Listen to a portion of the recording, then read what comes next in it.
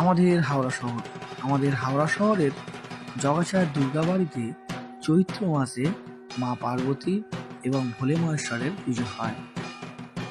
প্রথমে প্রত্যেক বছর চৈত্র মাসের ৮ তারিখে এই ঐতিহ্যবাহী প্রাচীন ঠাকুর দালানে হরগৌরীর পুজো হয়।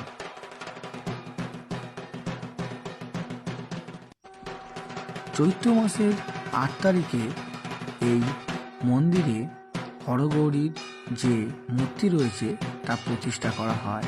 আর এই প্রতিষ্ঠা দিবস উপলক্ষেই প্রত্যেক বছর চৈত্র মাসে মা পার্বতী এবং ভোলে মহেশ্বরের পুজো হয়। দেখতে পাচ্ছেন আমাদের হাওড়া শহরের জগাছার দুর্গা দালান। এই দুর্গা দালান দেখে আপনারা বুঝতেই পারছেন কতটা প্রাচীন হতে পারে। এখান থেকে জানতে পারলাম প্রায় ২৫০ বছরের পুরনো এই বাড়ির দুর্গাপুজো।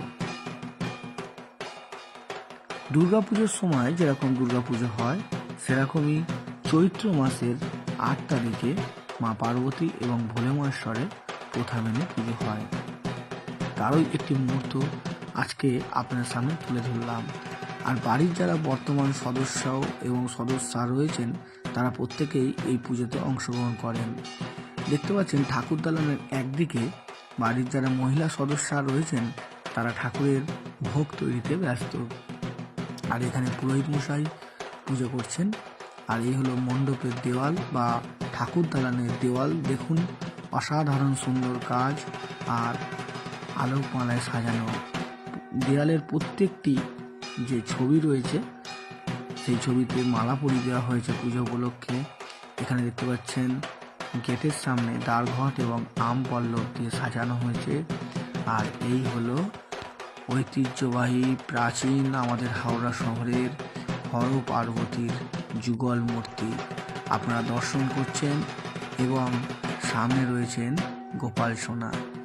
দেখতে পাচ্ছেন আমাদের হাওড়া শহরের ঐতিহ্যবাহী প্রায় ২৫০ বছরের পুরনো মণ্ডপে এই হর পার্বতী। ভালো লাগলে অবশ্যই জানাবেন।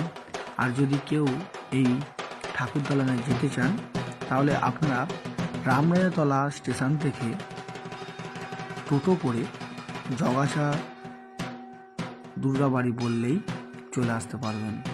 এই হলো দুর্গাবাড়ির অন্দরমহল। আমি রাত্রিবেলা গিয়েছিলাম তাই একটু অন্ধকার, কিন্তু দেখেই বোঝা যাচ্ছে বাড়িটা কতটা প্রাচীন হতে পারে। প্রাচীন একটি বাড়িতে ঐতিহ্যবাহী পুজো দেখে বেশ ভালোই লাগলো।